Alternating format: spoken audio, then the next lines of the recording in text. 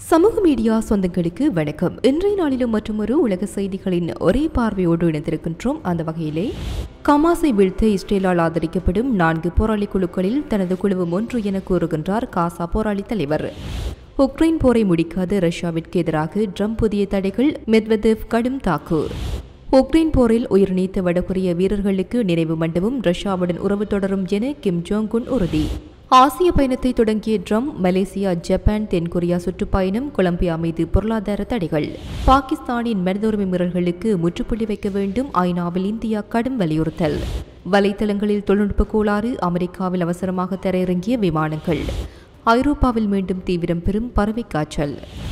காசா பகுதியில் ஹமாஸுக்கு எதிராக போராடும் 4 புதிய போராளி குழுக்களை இஸ்ரேல் ஆதரித்து வருவதாக அந்த குழுக்களில் ஒன்றின் தலைவர் ஹோசம் அல்-அஸ்டம் வெளிப்படுத்தியுள்ளார். இதை ஸ்கை நியூஸ் தனது செய்தியில் உறுதிப்படுத்தியுள்ளது. ஹமாஸை அதிகாரத்திலிருந்து நீக்குவதற்காக 4 போராளி குழுக்கள் இணைந்து செயல்படுகின்றன. இது புதிய காசா திட்டம் எனப்படும் ஒருங்கிணைந்த முயற்சியின் ஒரு பகுதியாகும் என்று தெரிவித்துள்ளார். அவர் மேலும் இந்த முயற்சியில் போராளி தலைவர் யாசர் அபுஷாபப் மற்றும் மக்கள் ராணுவ வடக்கு படைகளின் தலைவர் அஷ்டப் அல்மான்சி ஆகியோரும் இணைந்திருப்பதாக கூறினார். விரைவில் காசா பகுதியை முழுமையாக கட்டுப்படுத்துவோம், நாங்கள் ஒரே குடையின் கீழ் ஒன்று கூடுவோம் என்று அல்-அஸ்டம் வலியுறுத்தினார்.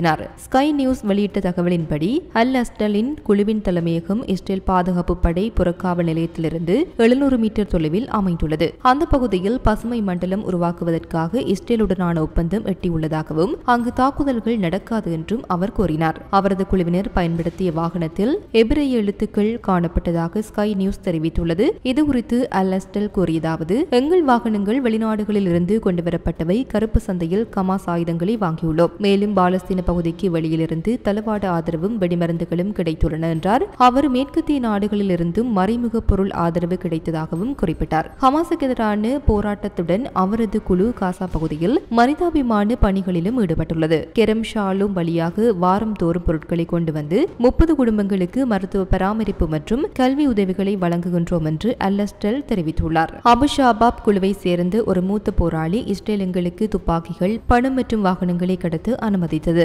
மற்ற 2 குழுக்களுக்கும் இதே ஆதரவு கிடைத்துள்ளது என்று ஸ்கை நியூஸிடம் கூறியுள்ளார். காசாவின் மறுமலர்ச்சிக்காக பொறுப்பேற்கும் எந்தவொரு அதிகாரத்துடனும் பணியாற்ற நாங்கள் தயாராக இருக்கின்றோம். உள்நாட்டு போரை தவிர்க்க வேண்டும் என்பதே எங்கள் நோக்கம். ஹமாஸ் தனது ஆயுதங்களை ஒப்படைத்தால் நாங்களும் எங்களுடையதை ஒப்படைக்க தயாராக உள்ளோம். போரை முடிவுக்கு கொண்டு வருவதற்கான ஜனாதிபதி ட்ரம்பின் திட்டத்தை நாங்கள் வரவேற்கின்றோம் என்று தெரிவித்தார். இதற்கிடையில் ஸ்கை நியூஸ் பெற்ற மற்றொரு வீடியோவில் ஷபாப் குழுவின் வாகனம் இஸ்ரேலிய எல்லை திசையிலிருந்து பொருட்களுடன் திரும்பியதாக காட்டப்பட்டுள்ளது. அல்-மான்சி குழுவினர் நேரடி ராணுவ தொடர்பை மறுத்தாலும் அவர்கள் இஸ்ரேல் மற்றும் பாலஸ்தீன அதிகார சபை இணைந்த ஒருங்கிணைப்பு அலுவலகத்துடன் பணியாற்றியதாக கூறப்பட்டுள்ளது. காசா பகுதியில் உருவாகியுள்ள இந்த புதிய காசா திட்டம் குறித்து சர்வதேச அளவில் பெரும் விவாதம் எழுந்துள்ளது. உக்ரைன் போருக்கு முடிவு காணாத ரஷ்யாவிற்கு எதிராக அமெரிக்க ஜனாதிபதி டொனால்ட் ட்ரம்ப் கடுமையான நடவடிக்கை எடுத்துள்ளார். ரஷ்யாவிற்கு எதிராக புதிய பொருளாதார தடைகளை அறிவித்ததுடன் ரஷ்ய அதிபர் விளாடிமிர் புதினை சந்திக்க இருந்த நிகழ்ச்சியையும் ரத்து செய்துள்ளார். ட்ரம்பின் இந்த முடிவுகள் ரஷ்ய அரசியல் வட்டாரங்களில் கடும் எதிர்வினையை ஏற்படுத்தியுள்ளன. ரஷ்ய முன்னாள் அதிபரும் தேசிய பாதுகாப்பு கவுன்சிலின் துணைத் தலைவருமான டிமித்ரி மெத்வதேவ் ட்ரம்பை கடுமையாக விமர்சித்துள்ளார். ட்ரம்பின் நிலைப்பாடு தற்போது முழுமையாக தலைகீழாக மாறியுள்ளது. தேவையற்ற பேச்சுவார்த்தைகளை விட்டு ரஷ்யா இப்போது உக்ரைனை நேரடியாக தாக்க முடியும். வெற்றிகளத்தில் மட்டுமே கிடைக்கும் பேச்சுவார்த்தை மேசையில் அல்ல என்று கூறினார். மேலும் புதிய பொருளாதார தடைகளும் புதாபெஸ்ட் சந்திப்பு ரத்தும் முக்கிய அம்சத்தை மாற்றாது. இது ரஷ்யாவிற்கு எதிரான நேரடி போர் நடவடிக்கை. ட்ரம்ப் தற்போது பைத்தியகார ஐரோப்பிய நாடுகளுடன் தன்னை முழுமையாக இணைத்துக் கொண்டுள்ளார் என்று மெத்வதேவ் கடுமையாக சாடியுள்ளார். உக்ரைன் போரில் உயிர் நீத்த வடகொரிய வீரர்களுக்காக நினைவு மண்டபம் ஒன்றை அமைக்க வடகொரிய தலைவர் கிம் ஜோங் உன் தீர்மானித்துள்ளதாக தகவல் வெளியாகியுள்ளது. இந்த நினைவு மண்டபம் போரில் வீரமரணம் அடைந்து வடகொரிய வீரர்களுக்கு மரியாதை செலுத்தும் வகையில் கட்டப்பட உள்ளது. மண்டபத்திற்கான அடிக்கல் நாட்டும் விழாவில் கலந்து கொண்ட கிம் ஜோங் உன், ரஷ்யாவுடனான உறவு தொடர்ந்தும் நீடிக்கும், அமெரிக்காவின் பொருளாதார தடைகளால் ரஷ்யா சிரமங்களை சந்தித்தாலும் வடகொரியா தனது ஆதரவை உறுதியாக தொடரும் என்று தெரிவித்துள்ளார். அவர் மேலும் கூறியதாவது, உக்ரைன் போரில் வீரமரணம் அடைந்து எங்கள் வீரர்கள் உண்மையான தேசபக்தர்கள். அவர்கள் ரஷ்யாவின் குருக்ஸ் பகுதியில் ஒரு வருடம் தங்கி போராடினர். தங்கள் உறுதியான மனப்பான்மையால் நவநாஜி படையெடுப்பாளர்களை எதிர்த்து போராடி பலரை அளித்தனர் என்றார். தகவலின்படி கடந்த ஆண்டு கிம் ஜோங் உன் 15,000 வடகொரிய வீரர்களை உக்ரைன் போருக்கு அனுப்பியிருந்தார். அதில் சுமார் 600 வீரர்கள் உயிரிழந்தும் ஆயிரக்கணக்கானோர் காயங்களுடன் தப்பியதாக கூறப்படுகின்றது. அமெரிக்கா மற்றும் மேற்கத்திய நாடுகளின் கடும் எதிர்ப்புகளுக்கு மத்தியிலும் கிம் ஜோங் உன் ரஷ்யாவிற்கு தனது முழு ஆதரவை தெரிவித்ததுடன் இந்த நினைவு மண்டபம் இதுவும் உண்மையான தேசபக்தர்களுக்காக அர்ப்பணிக்கப்படும் புனித சரணாலயமாக இருக்கும் என்று வலியுறுத்தியுள்ளார். அமெரிக்க அதிபர் டொனால்ட் ட்ரம்ப் தனது 3 ஆசிய நாடுகளுக்கான அதிகாரப்பூர்வ சுற்றுப்பயணத்தை இன்று தொடங்கியுள்ளார். 2வது முறையாக அதிபராக பதவியேற்ற பிறகு இது அவரது முதல் ஆசிய பயணமாகும். ட்ரம்ப் தனது முதல் தங்குமிடமாக மலேசிய தலைநகர் கோலாலம்பூருக்கு சென்றுள்ளார். மலேசிய பிரதமர் அன்வர் இப்ராஹிமின் அழைப்பை ஏற்று அங்கு நடைபெறும் ஆசியான் உச்சி மாநாட்டில் பங்கேற்கின்றார். இந்த மாநாட்டில் மலேசியா, தாய்லாந்து, கம்போடியா ஆகிய நாடுகளின் தலைவர்கள் ட்ரம்புடன் சந்தித்து இருதரப்பு சந்திப்புகளை நடத்துகின்றார்கள். மேலும் பிரேசில் அதிபர் லூயிஸ் இனாசியோ லுலா டா சில்வாவும் ட்ரம்புடன் சந்திப்பார் என எதிர்பார்க்கப்படுகின்றது. மலேசிய பயணத்திற்கு பின் ட்ரம்ப் ஜப்பானுக்கு செல்கிறார். அங்கு ஜப்பான் பிரதமர் சனி தகச்சியை சந்தித்து இருதரப்பு கலந்துரையாடல் நடத்துவார். பின்னர் அவர் தென்கொரியாவிற்கு பயணம் மேற்கொண்டு அங்கு நடைபெறும் ஆசிய பசிபிக் பொருளாதார ஒத்துழைப்பு உச்சி மாநாட்டில் பங்கேற்கின்றார். இந்த மாநாட்டின் போது ட்ரம்ப் பல்வேறு நாடுகளின் தலைவர்களை சந்திக்கவிருக்கின்றார். குறிப்பாக சீன அதிபர் ஜின்பிங்குடன் நடைபெறவுள்ள சந்திப்பு முக்கியத்துவம் வாய்ந்ததாக கருதப்படுகின்றது. சமீப காலமாக அமெரிக்கா, சீனா இடையேயான வர்த்தக போர் தீவிரமடைந்துள்ள நிலையில் இந்த சந்திப்பு இரு நாடுகளுக்கும் புதிய திசை திறக்குமா என்ற கேள்வி எழுந்துள்ளது. நவம்பர் 1 முதல் சீனாவிற்கு எதிராக 155% வரி உயர்வு விதிக்கப்படும் என ட்ரம்ப் மிரட்டல் விடுத்திருந்தது குறிப்பிடத்தக்கது. இதேவேளை ட்ரம்ப் அமெரிக்காவில் போதைப் பொருள் கடத்தலை தடுக்க தீவிர நடவடிக்கைகளை மேற்கொண்டு வருகின்றார். இதனிடையே அவர் கொலம்பியா அதிபர் குஸ்டாவோ பெட்ரோ மீது கடுமையான குற்றச்சாட்டுகளை முன்வைத்துள்ளார். ட்ரம்பின் குற்றச்சாட்டின்படி பெட்ரோ தன் நாட்டில் போதைப்பொருள் உற்பத்தியை ஊக்குவித்து வருகிறார் என்றும் இது சட்டவிரோத போதை வியாபாரத்திற்கு வழிவகுக்கிறது என்றும் கூறியுள்ளார். ஆனால் அதிபர் பெட்ரோ இந்த குற்றச்சாட்டுகளை மறுத்துள்ளார். சமீபத்தில் மத்திய கரீபிய கடலில் போதைப்பொருள் ஏற்றி சென்றதாக சந்தேகிக்கப்பட்ட கப்பல்களுக்கு அமெரிக்க ராணுவம் தாக்குதல் நடத்தியது. இந்த தாக்குதலை அதிபர் பெட்ரோ கடுமையாக விமர்சித்தார். இந்த சூழ்நிலையில் உலகளாவிய போதைப்பொருள் வர்த்தகத்தில் ஈடுபட்டதாக கூறி அமெரிக்கா கொலம்பியா அதிபர் குஸ்டாவோ பெட்ரோ மீது பொருளாதார தடைகள் விதித்துள்ளது. மேலும் அவரது மனைவி வெரோனிகா கார்சியா, மகன் நிக்கோலஸ் பெர்னாண்டோ பெட்ரோ பர்கோஸ் மற்றும் கொலம்பிய உள்துறை அமைச்சர் ஹர்மாண்டோ ஆல்பர்டோ பெனடெட்டி ஆகியோருக்கும் தடைகள் விதிக்கப்பட்டுள்ளன. இதன் மூலம் அவர்களது அமெரிக்காவில் உள்ள சொத்துக்கள் முடக்கப்படுவதுடன் அமெரிக்க நிறுவனங்களுடனான வர்த்தகமும் தடை செய்யப்பட்டுள்ளது. அதிபர் பெட்ரோவின் அமெரிக்க விசா கடந்த மாதமே ரத்து செய்யப்பட்டிருந்தது குறிப்பிடத்தக்கது.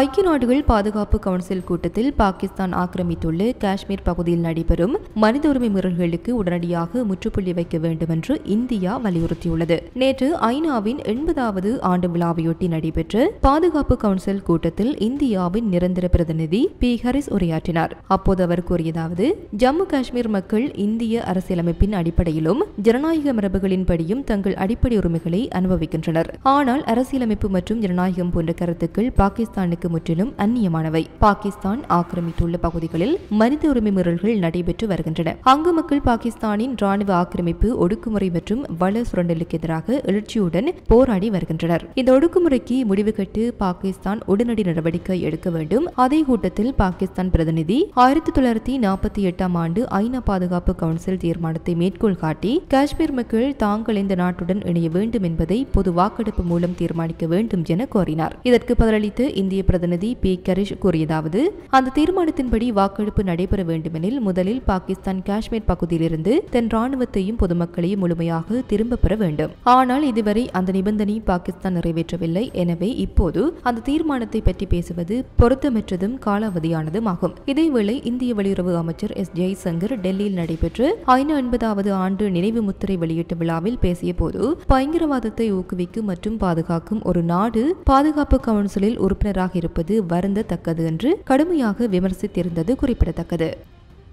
அமெரிக்காவின் மிகப்பெரிய விமான நிறுவனங்களில் ஒன்றான அலாஸ்கா ஏர்லைன்ஸ் திடீரென ஏற்பட்டு தொழில்நுட்ப கோளாறால் பெரும் சிக்கலில் சிக்கியது. சியாட்டிலை தளமாக கொண்டு செயல்படும் இந்த நிறுவனத்தின் வலைத்தளத்தில் ஏற்பட்டு கோளாறு காரணமாக நிறுவனத்திற்கு சொந்தமான அனைத்து விமானங்களும் உடனடியாக தரையிறங்குமாறு அறிவுறுத்தப்பட்டது. அலாஸ்கா ஏர்லைன்ஸின் துணை நிறுவனமான காரிசன் ஏர் விமானங்களும் முன்னெச்சரிக்கை நடவடிக்கையாக தரையிறங்கின. இந்த தொழில்நுட்ப கோளாறினால் சுமார் 40 விமான சேவைகள் ரத்து செய்யப்பட்டு மேலும் 240 மேற்பட்ட விமானங்கள் தாமதமாக புறப்பட்டன என்று தகவல்கள் தெரிவிக்கின்றன. நிறுவனம் பயணிகளுக்கு ஏற்பட்டுள்ள அசௌகரியத்திற்கு மன்னிப்பு தெரிவித்ததுடன் கோளாறை சரி செய்யும் பணிகள் தீவிரமாக நடைபெற்று வருகின்றன என்றும் தெரிவித்துள்ளது. ஐரோப்பாவில் பறவை காய்ச்சல் மீண்டும் வேகமாக பரவி வரும் அச்சத்தை ஏற்படுத்தியுள்ளது. கடந்த 10 ஆண்டுகளில் இதுபோன்று அதிகமான நாடுகள் தொடக்கத்திலேயே பாதிப்பு பதிவு செய்தது இதுவே முதல் முறை என அதிகாரிகள் தெரிவித்துள்ளனர். இடம்பெயரும் காட்டு பறவைகள் மூலம் பரவும் இந்த நோய் ஆகஸ்ட் முதல் அக்டோபர் நடுப்பகுதி வரை பிரித்தானியா மற்றும் 10 ஐரோப்பிய ஒன்றிய நாடுகளில் மொத்தம் 56 பாதிப்புகளை ஏற்படுத்தியுள்ளது. இதில் பெரும்பாலானவை போலந்தில் பதிவாகியுள்ளன. 2022ஆம் ஆண்டில் ஐரோப்பா முழுவதும் மிக மோசமான நிலையை எதிர்கொண்டது. அப்போது மொத்தம் 9 நாடுகளில் 31 பாதிப்புகள் பதிவாகி இருந்தன. ஆனால் தற்போது 10 நாடுகளில் தொடக்கத்திலேயே பரவல் பதிவாகியுள்ள நிலையில் மொத்த எண்ணிக்கை 2022உடன் ஒப்பிடுகையில் குறைவாகவே உள்ளது. இந்த வாரம் பெல்ஜியம் மற்றும் ஸ்லோவாக்கியா ஆகிய நாடுகளில் பறவை காய்ச்சல் புதிதாக கண்டறியப்பட்டுள்ளது. அதேபோல் பிரான்சில் மேலும் 2 சம்பவங்கள் வெளிப்பட்டுள்ளன. ஸ்பெயின் மற்றும் ஜெர்மனி ஆகிய நாடுகளிலும் பாதிப்பு எண்ணிக்கை அதிகரித்து வருவதாக தகவல்கள் தெரிவிக்கின்றன. உலக சுகாதார அமைப்பு வெளியிட்ட அறிக்கையின்படி மனிதர்களுக்கு பறவை காய்ச்சல் பரவுவதற்கான அபாயம் குறைவாகவே உள்ளது. பாதிக்கப்பட்ட விலங்குகளுடன் நேரடி தொடர்பு கொண்ட சிலருக்கே இதுவரை தொற்று ஏற்பட்டுள்ளதாக கூறப்பட்டுள்ளது. பிரான்ஸ் பண்ணை வாத்துக்களுக்கான 3வது வருடாந்திர தடுப்பூசி திட்டத்தை தொடங்கியுள்ளது.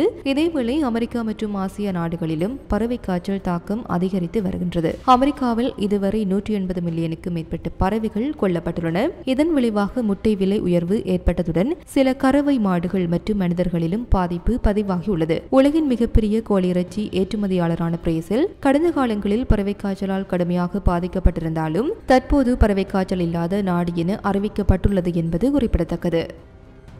இத்துடன் குறித்த காணொளி நிறைவு பெறுகின்றது. இது தொடர்பிலான உங்களுடைய கருத்துக்களை கமெண்ட் வாயிலாக தெரிவிக்கலாம். இது போன்ற பல செய்திகளை தெரிந்து கொள்ள நம்முடைய சமூக மீடியா யூடியூப் சேனலை சப்ஸ்கிரைப் செய்து அருகில் உள்ள பெல் பட்டனை கிளிக் செய்யுங்கள். மேலும் செய்திகளை உடனுக்குடன் தெரிந்து கொள்ள samoogamedia.com என்ற இணையதளத்தின் வாயிலாக எங்களுடன் இணைந்திருங்கள்.